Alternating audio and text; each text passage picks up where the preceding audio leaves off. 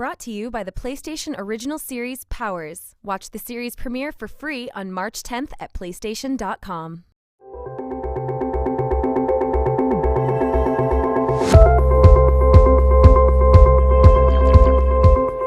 Video games are just filled with all manner of tough and powerful protagonists, but there are some who stand above the rest.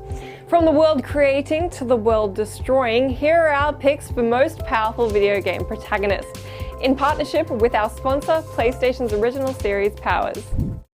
Let's start with the sort of human but not really category featuring Dante and Bayonetta. These guys are actually pretty similar, both in power and straight up badassery, on top of both of them having consistently perfect hair and wardrobe. Dante is half demon and can take on a devil trigger state that unleashes his full supernatural ability. He fights monsters dozens of times larger than him, a habit that Bayonetta is also pretty familiar with. Dante also has been known to get impaled on his own sword and be totally nonplussed. Meanwhile, Bayonetta is an Umbran witch who fights with a combination of stealthy lethal attacks and her witch time ability, where she speeds up while time is slowed down. Dante and Bayonetta also both have the power to deliver snappy one-liners to their foes as they land their finishing blows. Come on, dude. Don't you have any hobbies? I hope this one lasts a little bit longer. Kratos is a character whose might doesn't need much justification. He kills gods, like, regularly. Kratos' signature move is getting mad and then getting stronger and then killing the things. His name literally means power. You only have to play God of War for 20 minutes to kill off your first great mythical being in an appropriately brutal fashion, and it just keeps escalating from there. To date, he's killed 23 great immortal beings that we know of, including household names like Ares, Athena, Poseidon, Hades, and Zeus. There are a bunch of ordinary fictional humans who've come across superpowers via nuclear waste, infectious diseases, or what have you. Alex Mercer was one of those who got particularly lucky, or particularly unlucky depending on your perspective.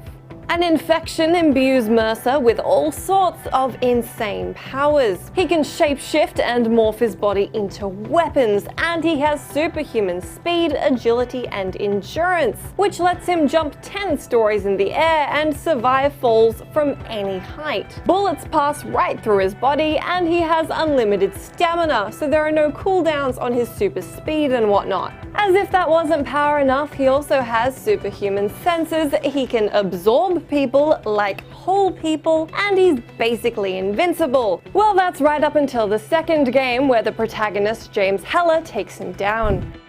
You know who else can absorb people though? Kirby, that constantly underestimated pink ball of doom. Kirby might not seem all that terrifying, but considering he can inhale you whole and take your powers, whatever advantage you once had is gone. He also surfs rainbow lines, and his puffy pink skin makes him pretty much unkillable. Not to mention turning into a heavy-ass weight at a moment's notice. But if you think he's a challenge, you might want to consider going up against Maxwell from Scribblenauts. Alright, I know you weren't expecting Scribblenauts to come up in this video, but consider that Maxwell could definitely be the worst of the lot. You know, if he wasn't saddled with that E for everybody rating that doesn't let you use curse words. Maxwell can imagine anything and make it into a reality. He can then use those items on or with anything and anyone in the environment. Even Alex Mercer would have his work cut out for him against Maxwell in his magic notebook. You know, if Maxwell ever decided to take off the headphones and absurd rooster hat and get down to business. There are so many powerful characters that I don't have time to mention, but I thought I should end this video on the right note. And that's with Asura from Asura's Wrath. Asura is like Kratos on steroids.